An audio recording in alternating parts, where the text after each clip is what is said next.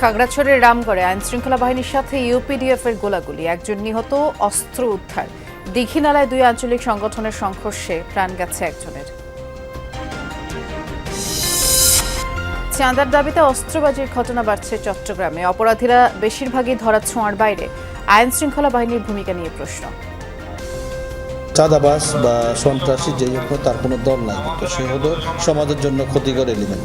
আমাদের এনগেজ করা আছে, আমরা এদেরকে খুঁজে বেড়াচ্ছি, যখনই পাবো আমরা তাদেরকে আইন করতে পারবো। বন্দরনগরীর মেগা প্রকল্পের বাইরে থাকা 40টি খাল পুনর্খননে নেমেছে সিটি কর্পোরেশন। দখলদারদের সতর্ক করলেন মেয়র।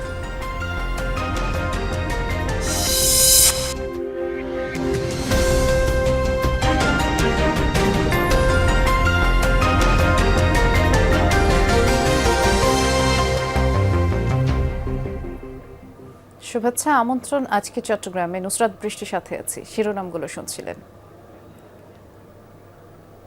প্রথম শিরোনামে যেমনটি জানালাম, খাগড়াছড়িতে আলাদা ঘটনায় ইউপিডিএফ এর 2 সদস্য নিহত হয়েছে আর আহত অবস্থায় একজনকে আটক করেছে সেনাবাহিনী। সকালে রামগড় উপজেলার সীমান্তবর্তী প্রেমতলা এলাকায় অভিযানে যায় আইনশৃঙ্খলা বাহিনীর সদস্যরা। পুলিশ জানায় তাদের উপস্থিতি টের পেয়ে গুলি ছোঁড়ে ইউপিডিএফ সদস্যরা। আত্মরক্ষার্থে আইনশৃঙ্খলা বাহিনী পাল্টা গুলি ছুড়লে ববিন ত্রিপুরা নামের এক ইউপিডিএফ সদস্য নিহত হয়। এ সময় আহত একজনকে আটক করে সেনাবাহিনীর সিন্দুকছড়ি জোনের সদস্যরা উদ্ধার করে একটি AK-47। এছাড়া আধিপত্য বিস্তারকে কেন্দ্র করে দীঘিনালার বাবুছড়ার মোড়গড়া এলাকায় জেএসএস ও ইউপিডিএফ এর মধ্যে সংঘর্ষ হয়। এতে সুজন চাকমা নামের এক ইউপিডিএফ সদস্য নিহত হন। এদিকে এক বিবৃতিতে নিন্দা ও প্রতিবাদ জানিয়েছে ইউপিডিএফ এর প্রচার বিভাগ। সংগঠনটির দাবি, ববিন সাংগঠনিক কাজে রামগড়ে অবস্থান করছিলেন। চাঁদার দাবিতে অস্ত্রবাজির ঘটনা বাড়ছে চট্টগ্রামে। বেপরোয়া সন্ত্রাসীরা প্রকাশ্যে গুলি করতেও দ্বিধা করছে না। তারা বেশ কয়েকটি ঘটনার পর আতঙ্ক, উৎকণ্ঠা বেড়েছে। অস্ত্রধারীদের বেশিরভাগই অথরা। এই পরিস্থিতির অবনতির জন্য আইনশৃঙ্খলা বাহিনীর দুর্বলতাকেই দুষছেন অপরাধ বিশ্লেষকরা। চাঁদার দাবিতে গত 20 জুন চট্টগ্রামে কালুরঘাট ভারী শিল্প এলাকায় ইউনেস্কো নামে এক পোশাক কারখানার সামনে অস্ত্র হাতে দেখা যায় বেশ কয়েকজনকে। প্রকাশ্যে গুলিও করে তারা। এরপর থেকে শিল্পাঞ্চলটিতে বিরাজ করছে চাপা আতঙ্ক ও উৎকণ্ঠা। প্রতিষ্ঠানটির কেউ এ নিয়ে মন্তব্য করতে নারাজ। ভয়ে মুখ খুলছেন না অন্যরাও। একদিন পর গত 21 জুন বাকুলিয়ায় শাকিল নামে একজনের কাছে 50,000 টাকা চাঁদা না পেয়ে দেশীয় অস্ত্র নিয়ে তার বাসায় হামলা চালায় দুর্বৃত্তরা। স্থানীয়রা ধাওয়া দিলে পালিয়ে যায়। ঘটনাস্থল থেকে রামদা, রড ও ছুরি উদ্ধার করে পুলিশ।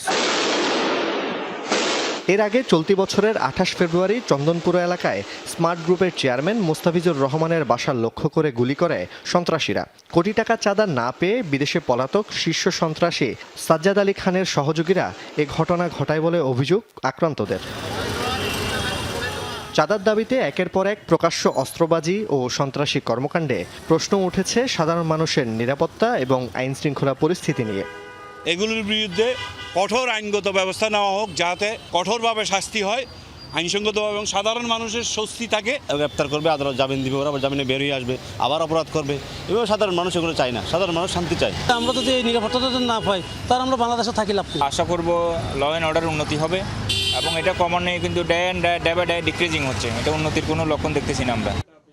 পরিস্থিতি অবনতির জন্য প্রশাসনের ব্যর্থতাকে দুষছেন অপরাধ বিশ্লেষকরা। তারা এত বেপরোয়া কেন? অস্ত্র উঁচিয়ে যেভাবে তারা ওপেন ফায়ার করতেছে, প্রদর্শন করতেছে, নিরাপত্তার জন্য প্রশাসন যে হার্ড লাইনে যাওয়া দরকার সেটা আমরা দেখছি না। আমরা মনে করি এটা রাষ্ট্রের একটা বড় ধরনের দুর্বলতা। প্রতিটি ঘটনা তদন্তের পাশাপাশি জড়িতদের ধরতে পুলিশের একাধিক টিম সক্রিয় বলে দাবি সিএমপি কমিশনারের। চাঁদাবাজ বা সন্ত্রাসী যেই হোক তার কোনো দল নাই, তো সে হলো সমাজের জন্য ক্ষতিকর এলিমেন্ট। পুলিশের পোশাকই, সাদা পোশাকই, ডিবি এবং আমাদের কাউন্টার টেরোরিজম সবই আমাদের এনগেজ করা আছে, আমরা এদেরকে খুঁজে বেড়াচ্ছি, যখনই পাবো আমরা তাদেরকে কঠোর আইনগত ব্যবস্থা গ্রহণ করা হবে। এ ব্যাপারে কোনো ছাড় নাই। জুবাইদ ইবনে শাহাদাত, যমুনা নিউজ, চট্টগ্রাম। গ্রেফতারের প্রায় 20 ঘন্টার মধ্যে চট্টগ্রাম কেন্দ্রীয় কারাগারে এক যুবলীগ নেতার মৃত্যু হয়েছে। আগের দিন সাতকানিয়া থেকে তাকে গ্রেফতার করা হয়। পরিবারের সদস্যদের দাবি, জমি নিয়ে বিরোধের জেরে তাকে ফাঁসিয়েছে প্রতিপক্ষ। অন্যদিকে হঠাৎ অসুস্থ হয়ে মৃত্যু বলছে কারা কর্তৃপক্ষ। 12টার দিকে নুরুল আলমকে সাতকানিয়া থানার সামনে থেকে গ্রেফতার করে গোয়েন্দা পুলিশ। বিকালে আদালতে তোলার পর সন্ধ্যায় পাঠানো হয় চট্টগ্রাম কেন্দ্রীয় কারাগারে। সেখানে অসুস্থ হয়ে পড়লে বুধবার সকালে চট্টগ্রাম মেডিকেল কলেজ হাসপাতালে নেয়ার পর চিকিৎসক মৃত ঘোষণা করেন। অক্সিজেন লাগানো ছিল তো, আমি ইমার্জেন্সি, আমার দুজন স্টাফ ছিল। কারা কর্তৃপক্ষের দাবি, বুধবার ভোরে নুরুল আলমের শ্বাস প্রশ্বাস নিতে কষ্ট হচ্ছিল। এ সময় তিনি বুকে ব্যথা অনুভব করছে জানালে হাসপাতালে পাঠানো হয়। তবে হাসপাতালের জরুরি বিভাগে কর্তব্যরত চিকিৎসকরা জানান, সকাল 8টায় মৃত অবস্থায় আনা হয় নুরুল আলমকে। উনি তো সময় দেয় না, উনি সকালে স্টেবল করতে বলছে আমার খারাপ লাগছে, শ্বাসকষ্ট হচ্ছে, কষ্ট লাগছে, এটা আমরা ফাড়াচ্ছি, সময়কে ফাড়াচ্ছি, ডাক্তার মৃত ঘোষণা করছে আর কি। ডেড বডিটা আসলে আসছিল, আসার পর আমরা ইসিজি করছি, ব্রড ডেথ ছিল, তারপর আমরা ডেথ সার্টিফিকেট দিচ্ছি। তো কারণ যেহেতু জানি না, এটা কজ আননোন দিচ্ছে।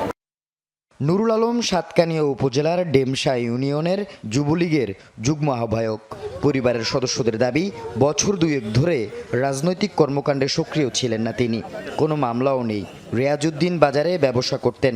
সাতকানিয়ার কেরানীহাটে জমি নিয়ে স্থানীয় কিছু লোকের সঙ্গে বিরোধ ছিল। এ নিয়ে শুনানিতে অংশ নিতে গিয়েছিলেন সাতকানিয়ায়। শুনানি থেকে বের হতেই বিস্ফোরক মামলায় গ্রেপ্তার দেখানো হয় তাকে। গ্রেপ্তারের 20 ঘন্টার মধ্যে কারা হেফাজতে, এমন মৃত্যু মেনে নিতে পারছেন না স্বজনরা। সোয়ানাজি, মোহাম্মদ আরিফ, ওনারা মোটা অঙ্কের টাকা খাওয়াই আমার ভাইকে ধরাইছো, আবার মোটা অঙ্কের টাকা খাওয়াই মেরেও ফেলাইছে। কোনো অসুস্থ ছিল না, ওনাকে কিছু মানে কি বিষ পান করে খাওয়ার মধ্যে দিয়ে এই জিনিসটা কি ওনাকে হত্যা করা হয়েছে। ওনাদের প্লেন ছিল, ওখানে ওদের মানুষ ছিল। নুরুল আলমের বাড়ি সাতকানিয়া উপজেলার উত্তর ড্যামশা নাসিম মাস্টারের বাড়িতে। স্ত্রী ও 3 সন্তান রয়েছে তার। আল আমিন শিকদার, যমুনা নিউজ, চট্টগ্রাম। দখল দূষণে ভরাট হওয়া 40টি খাল পুনর্খননে নেমেছে চট্টগ্রাম সিটি কর্পোরেশন। জলাবদ্ধতা নিরসন মেগা প্রকল্পের আওতাভুক্ত না হওয়ায় এসব খাল সংস্কার করেনি সিডিএ, যার ফলে স্থানীয়দের ভোগান্তি নিরসনে আসন্ন বর্ষার আগেই সংস্কার করা হচ্ছে। আজ খনন কার্যক্রম শুরু করে খাল দখলদারদের সতর্ক বার্তা দিয়েছেন সিটি মেয়র। চট্টগ্রামের ফতেয়াবাদে খাগড়িয়াছড়া খাল যেন ময়লার ভাগার। দেখলেই বোঝা যায় বহু বছর ধরে সংস্কারের ছোঁয়া লাগেনি। দখল আর ভরাট হতে হতে 15 থেকে 22 ফুট প্রস্থের খালটি এখন 5 থেকে 8 ফুটে নেমেছে। পানি নিষ্কাশন পথ বন্ধ হওয়ায় অল্প বৃষ্টিতেই জলাবদ্ধতার ভোগান্তিতে পড়তে হয় স্থানীয়দের। মানুষের আবর্জনা ফেলাইয়া ভরাট করে দিছে, এই জন্য তো ছোট হয়ে গেছে। আমরা ছোটকাল দেখছি, এটা দুনিয়ার ছাড়া এটা অনেক বড় ছিল। এখন চারদিক থেকে ময়লা আবর্জনা পড়ে এই ছাড়াটা নষ্ট হয়ে নেড়ে গেছে বা নষ্ট হয়ে গেছে। এটা ছোট হয়ে এখন পানি যাওয়ার অসুবিধা হয়ে গেছে, এই জন্য আমাদের এলাকায় পানি জলবদ্ধতা হয়ে যাচ্ছে। অবশেষে জলাবদ্ধতা নিরসনে খালটি সংস্কার ও পুনর্খনন শুরু করেছে সিটি কর্পোরেশন। মেয়রের আসার কথা শুনে চলে পরিচ্ছন্নতা কার্যক্রম। আজকে থেকেই বলছো না, আগে তো এখানে স্থানীয়দের দাবি, গত 15 থেকে 20 বছর পর এই খালটি সংস্কার করা হচ্ছে। 15-20 বছর আগে একবার কাজ হয়েছিল সামান্য, ইয়ার পর আর কাজও নেই। সবগুলো এখানে এটা জমি পানি আটে রাস্তা ছুটে মাছ আটতে পারেনি। কূপ টুপ দিয়ে এরকম কিছু করে তারপরে চলে যায়। এগুলি পুরো পরিষ্কার করে, যে কত মাটি জমছে দেখতেছেন, এগুলি পরিষ্কার করলে এত মাটি জমতো। খাগড়িয়াছড়া খালসহ আশপাশের আরও 2টি খাল পুনর্খনন কার্যক্রম উদ্বোধন করেন সিটি মেয়র। জলাবদ্ধতা নিরসনে চলমান মেগা প্রকল্পের বাইরে থাকা 40টি খাল খননে সিদ্ধান্তের কথা জানান তিনি। 40টা খালকে আমরা চিহ্নিত করেছি। সামনে আমাদের বর্ষার পরে আমরা একটা যে ডিপিপি রেডি করছি, এটার মাধ্যমে পার্মানেন্ট রিটেইন ওয়াল সহ আমরা এই খালগুলোকে একটি সংস্কার করে সেখানে প্রবাহমান করব। আল আমিন শিকদার, যমুনা নিউজ, চট্টগ্রাম। কক্সবাজার আদালত এলাকায় বিশেষ নিরাপত্তা ব্যবস্থা জোরদার করা হয়েছে। সকালে আদালত এলাকার বিভিন্ন গুরুত্বপূর্ণ পয়েন্ট পরিদর্শন করেছেন চিফ জুডিশিয়াল ম্যাজিস্ট্রেট, জেলা পুলিশ, আইনজীবী সমিতির নেতৃবৃন্দ সহ আইন শৃঙ্খলা বাহিনীর সদস্যরা। আইনজীবী সমিতির নেতৃবৃন্দ জানিয়েছেন, আদালত সংলগ্ন জেলা প্রশাসকের কার্যালয়, পুলিশ সুপার কার্যালয়, জেলা ও দায়রা জজ আদালতের বিচারকের বাসভবন সহ বিভিন্ন গুরুত্বপূর্ণ স্থাপনা থাকায় এই সিদ্ধান্ত নেওয়া হয়। আর সে অনুযায়ী আজ থেকে চেকপোস্ট বসানো হয়, চলাচলও সীমিতকরণ করা হয়। এর আগে 24 মে কক্সবাজার জেলা ও দায়রা জজ আদালত এলাকায় গোলাগুলির ঘটনা ঘটে। এরপরই নড়ে চড়ে বসে প্রশাসন।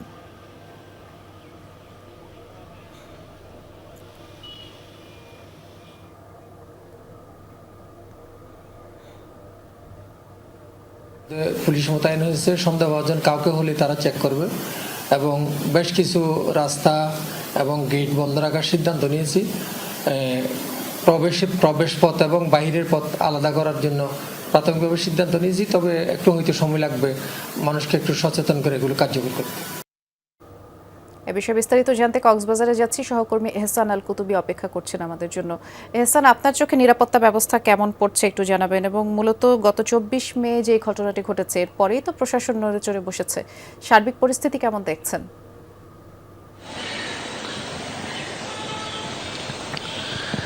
হ্যাঁ বৃষ্টি, আপনি যেমনটি বলছিলেন, গত 24 মে যে ঘটনাটি ঘটেছে আদালত এলাকায়, এটি আদালত হচ্ছে একটি সেন্সিটিভ এরিয়া।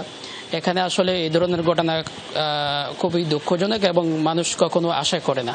আর হচ্ছে যে এখানে যেহেতু সকাল থেকে সন্ধ্যা পর্যন্ত প্রতিদিন বিচার প্রার্থীরা আসেন, তাদের নিরাপত্তার একটা বিষয় থাকে এবং পাশাপাশি হচ্ছে বিভিন্ন গুরুত্বপূর্ণ এবং সেন্সিটিভ অনেকগুলো মামলা পরিচালনা করেন এখানকার যারা আইনজীবী আছেন তারা, এবং বিচারকগণ সহ অনেকেই যারা এখানে দায়িত্বরত আছেন, সবার একটা নিরাপত্তার বিষয় আছে। সেই জন্যই আসলে এখানে নিরাপত্তা ব্যবস্থাটা সবসময়ই থাকা, এটি কিন্তু সবাই চায়। আর হচ্ছে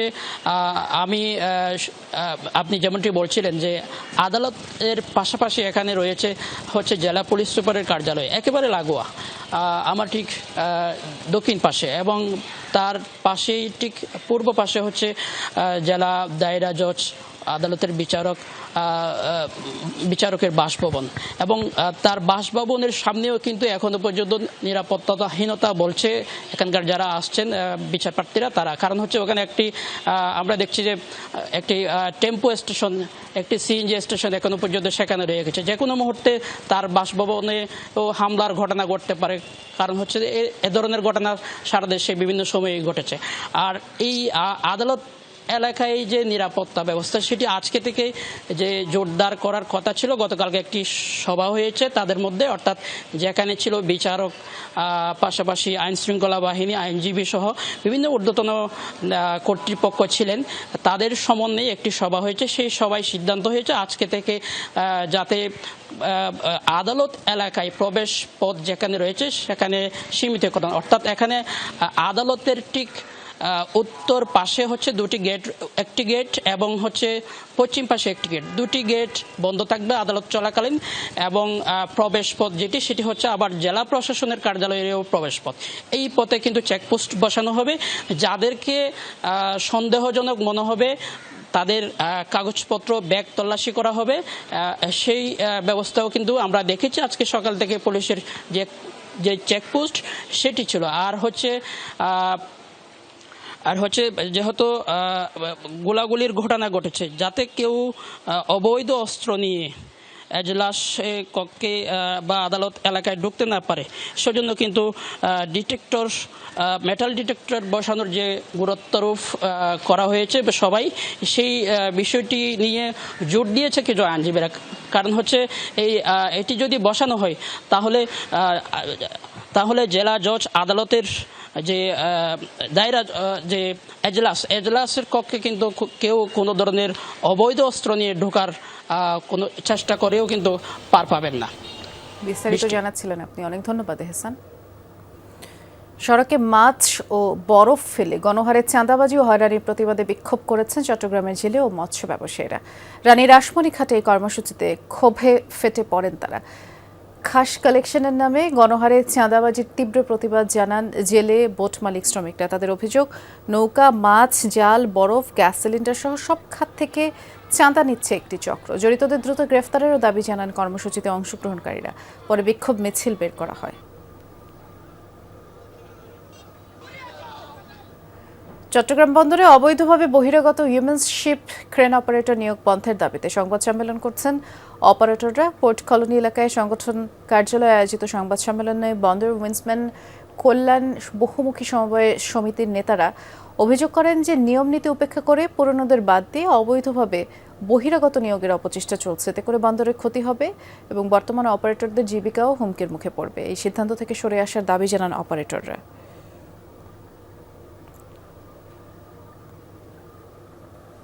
কক্সবাজারের বিভিন্ন সময় সড়ক দুর্ঘটনায় নিহত আহতদের পরিবারের মাঝে চেক বিতরণ কার্যক্রম অনুষ্ঠিত হয়েছে। সকালে কক্সবাজার জেলা প্রশাসকের সম্মেলন কক্ষে ক্ষতিগ্রস্ত 38টি পরিবারের মাঝে সব চেক বিতরণ করা হয়। অনুষ্ঠানের শুরুতেই সচেতনতামূলক একটি টিভিসি প্রদর্শন করা হয়। জেলা বিআরটি এর সহকারী পরিচালক কামরুজ্জামানের পরিচালনায় অনুষ্ঠানে চালক পথচারীদের সতর্ক থাকার আহ্বান জানান জেলা প্রশাসক। এ সময় নিহত 24 জনের প্রত্যেক পরিবারকে 5 লাখ টাকা, গুরুতর আহতদের পরিবারকে 3 লাখ টাকা আর সাধারণ আহতদের পরিবারকে 1 লাখ টাকা চেক প্রদান করা হয়।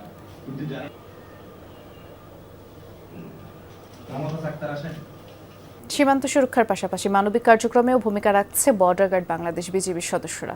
রাঙামাটির দুর্গম পার্বত্য এলাকায় অসহায় সুবিধাবঞ্চিত মানুষের বিনামূল্যে চিকিৎসা সেবা দিয়েছে 12 বিজিবি ব্যাটালিয়ন। সকালে হরিণা জোনের আওতাধীন জিরার খামার বিজিবি ক্যাম্পের দায়িত্বপূর্ণ এলাকায় এই মেডিকেল ক্যাম্প অনুষ্ঠিত হয়। এতে স্থানীয় দরিদ্র চিকিৎসা সেবা বঞ্চিত 129 জন পাহাড়ি রোগীকে বিনামূল্যে স্বাস্থ্যসেবা এবং প্রয়োজনীয় ওষুধ দেওয়া হয়। হরিণা জোনের medical officer captain Asifur Rahman বলেছেন, দুর্গম পার্বত্য অঞ্চলে সুবিধাবঞ্চিত জনগোষ্ঠীর পাশে দাঁড়াতেই তাদের এই কার্যক্রম অব্যাহত থাকবে। স্থানীয় বাসিন্দারা এমন উদ্যোগকে স্বাগত জানিয়ে ভবিষ্যতেও নিয়মিত স্বাস্থ্যসেবা কার্যক্রম চালিয়ে যাওয়ার আহ্বান জানিয়েছেন।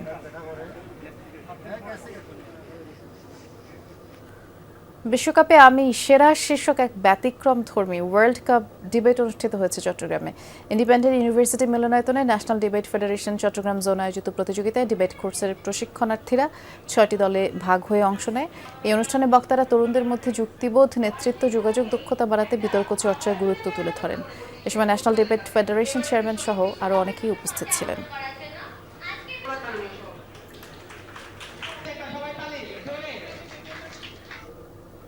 চট্টগ্রামে মঙ্গল মিয়া স্মৃতি অলিম্পিক বার ফুটবল টুর্নামেন্টে চ্যাম্পিয়ন হয়েছে কুদ্দুস মিয়া মাঝি স্মৃতি সংসদ। নগরীর আশকার দিঘিপাড় শতদল ক্লাব মাঠে ফাইনালে একমাত্র গোলে সাহেব বক্স একাদশকে হারিয়ে শিরোপা জয় করে তারা। আর খেলা শেষে চ্যাম্পিয়ন রানার আপ দলের হাতে ট্রফি তুলে দেন চট্টগ্রাম মহানগর বিএনপির সাবেক সাধারণ সম্পাদক আবুল হাশেম বক্কর। তরুণ প্রজন্মকে মাদক ও আসক্তি থেকে দূরে রাখতে হলে ক্রীড়া চর্চার আহ্বানও জানান তিনি।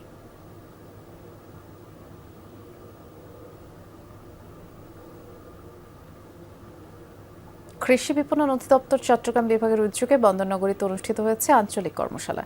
সার্কিট হাউসে কর্মশালায় বক্তারা পণ্য সংরক্ষণে সংরক্ষণাগার গড়ে তোলা, কৃষক উদ্যোক্তাদের প্রশিক্ষণ সহ বিভিন্ন বিষয়ে আলোচনা করেন। কৃষি বিপণনের মাধ্যমে 20,000 জনকে প্রশিক্ষণ প্রদান কর্মসংস্থান হয়েছে বলেও জানান। আর পরে বিভিন্ন কৃষি পণ্য পরিদর্শন করেন তারা। এ সময় কৃষি বিপণন অধিদপ্তরের মহাপরিচালক সহ অন্যরা উপস্থিত ছিলেন।